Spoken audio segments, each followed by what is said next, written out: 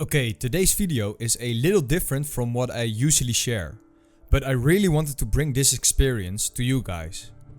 I got the chance to try out Dan Carlin's, a very well-known historian, his VR WW1 Experience. And whoa, it's intense, powerful and unlike anything I've ever tried before. It's not just a game, it's like stepping back into history and getting a tiny little view, a tiny perspective of what life was really like on the front lines. I thought it was worth sharing this with you all, so that's why I am making this video. Enjoy.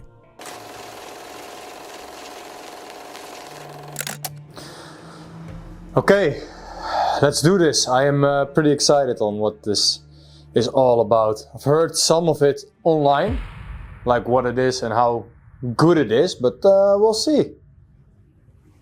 We'll see. Dan Carlin, don't disappoint me.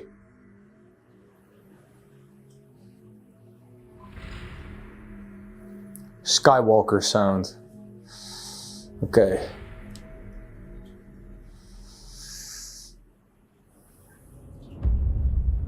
Whoa. War Remains. Dan Carlin presents an immersive memory. Wow, would you look at that? Some anvils with a bayonet on it. Whoa, this looks actually surreal. Okay, what's this about?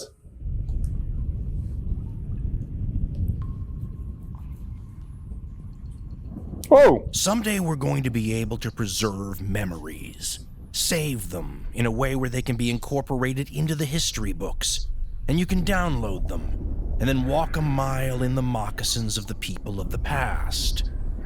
I agree, but there are good yeah. memories, and then there are bad memories.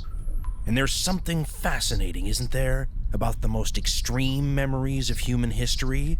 If you could actually download a flashback of, say, the Western Front of the First World War, that would be amazing in the future. It might be the most intense thing you could ever experience. Yeah, you would probably be present then for a war that was meant to end all wars, supposedly. That would be amazing. You would instead be watching modern warfare begin. And it actually looks like I'm standing That there. conflict marked the murderous dawn of an era, where a mechanized, industrialized, and efficient 20th century dragged the old, honorable, glorious, romantic 19th century across the muddy fields of Flanders and shot it in a trench. Oh, I can walk. Whoa! Wow. That's amazing. When you're ready, if you're ready, for even a simulation of what actual people went through, follow in the footsteps of the soldier in front of you as he steps straight into the fire of the First World War. Wow. This looks so real. It's actually insane.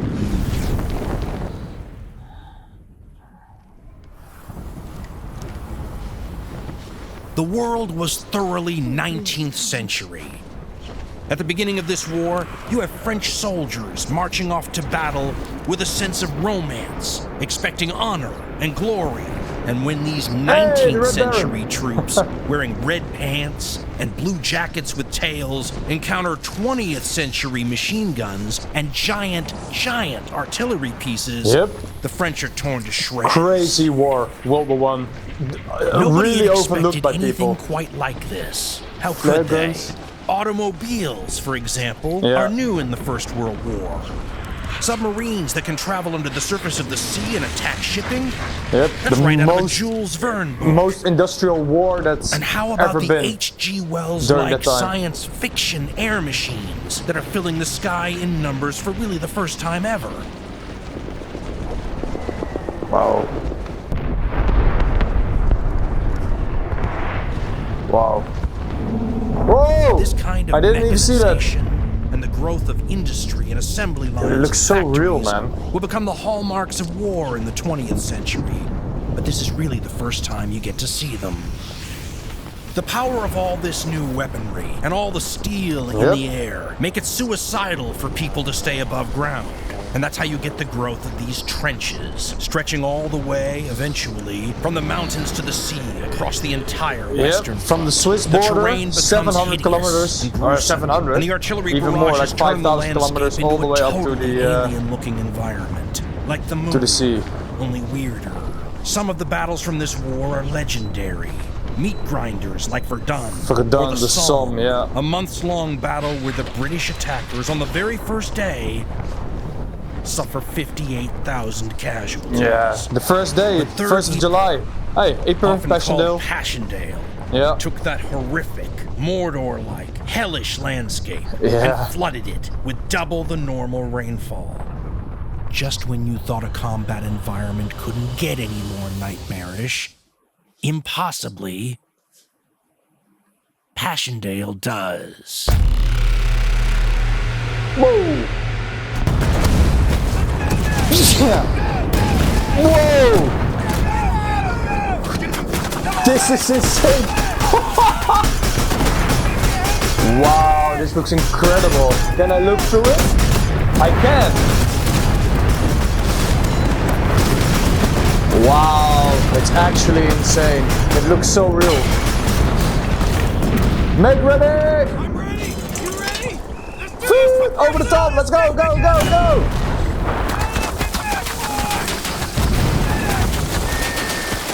Wow.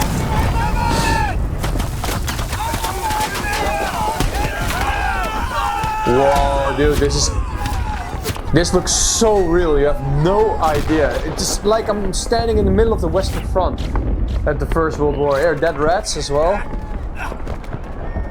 Oh, the periscope is dead.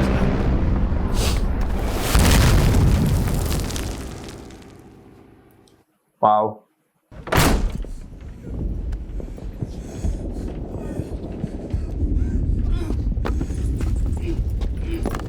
Excuse my sneezing. Wow. War correspondent Philip Gibbs described one of these artillery barrages he witnessed and said, quote, "Then, suddenly, as though at the tap of a baton, a great orchestra of death crashed out." It is absurd to describe it. No words have been made for modern bombardment of this intensity. One can only give a feeble, inaccurate notion of what one big shell sounds like.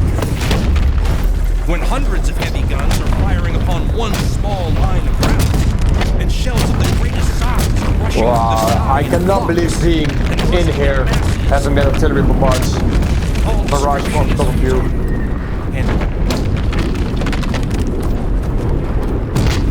They call this sort of shelling drum fire, and that's because the ordnance is hitting so rapidly that it sounds like a drum roll, doesn't it? You could not hear the individual explosions from a drum roll. I locked you in here for 24 hours. Drum barrage. What do you think you would like when you came out? Imagine withstanding this sort of thing for weeks or even months. And you can't just take the VR headset off when you're afraid. That's These insane. artillery strikes drove people insane. The shockwaves may have literally shattered their nerves. It would drive me insane. I don't care how bad it seems. On the Western Front of the First World War, things can always get worse. They can always get much, much worse.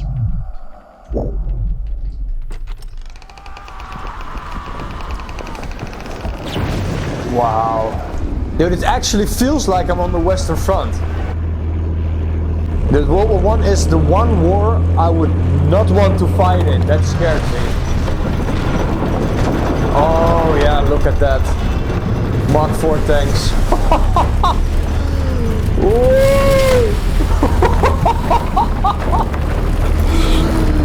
Oh, muddy. Yeah, getting stuck. Oh. Oh yeah, with the with the cross on it.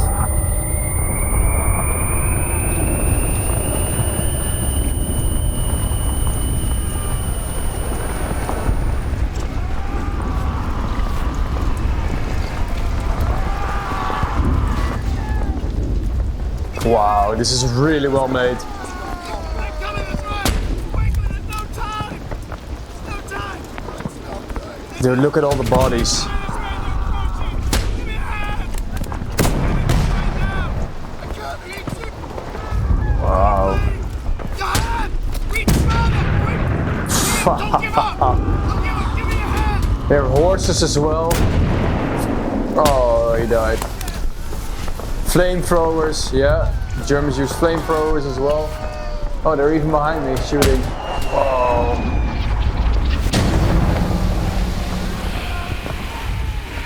Dude, the bodies and stuff is actually insane.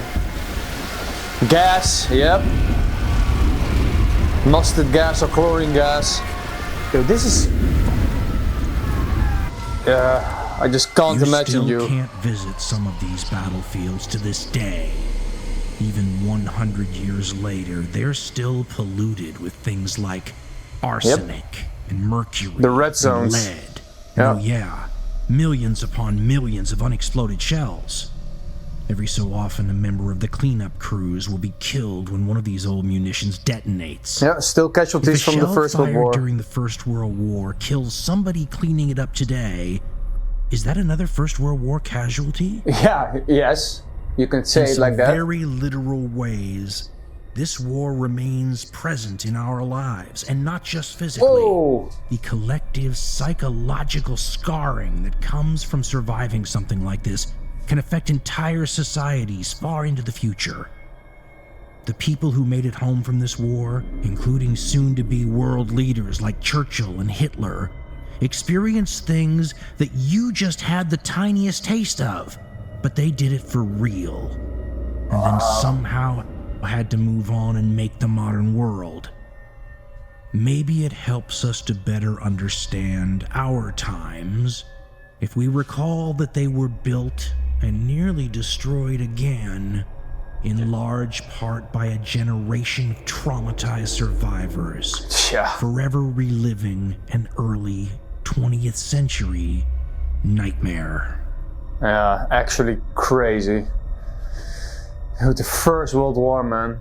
So overshadowed by the Second World War, but in my opinion, way, way worse conditions than the Second World War. Although you cannot compare the two, of course, but still. How do you describe the indescribable?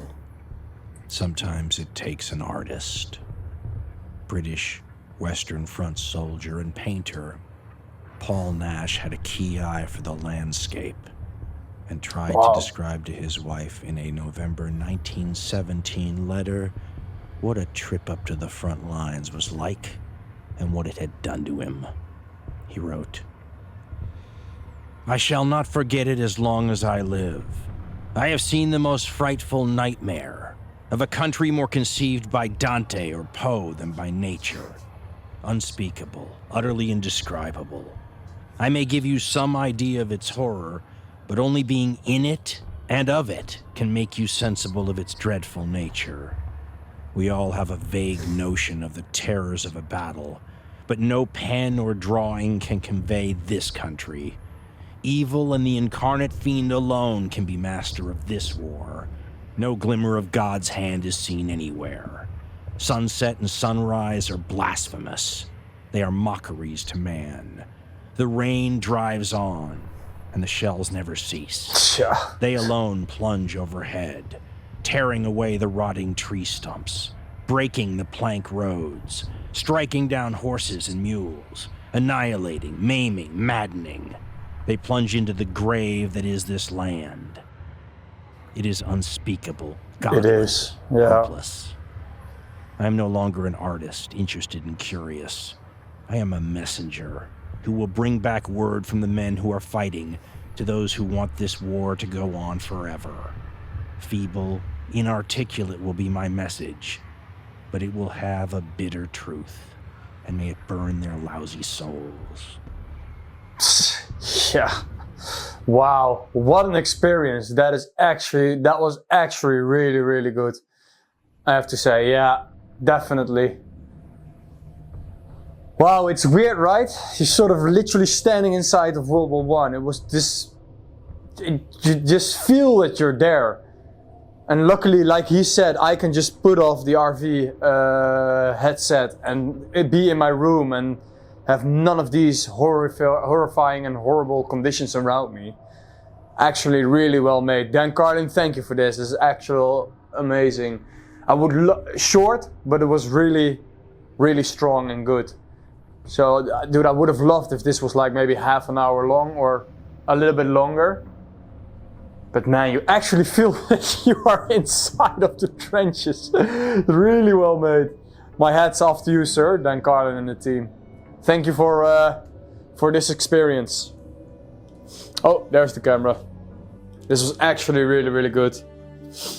Well, I want to thank you guys for watching this short video then. I know this is completely different than normally, but I thought maybe I'll record this and then just have a look and have a feel on what a World War I experience would be like.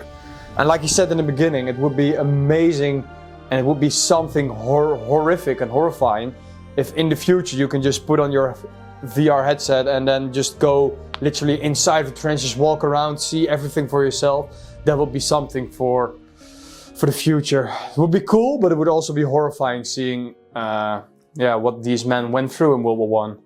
Well, like I said, I want to thank you guys for watching. And I'll see you guys in the next episode. Salute.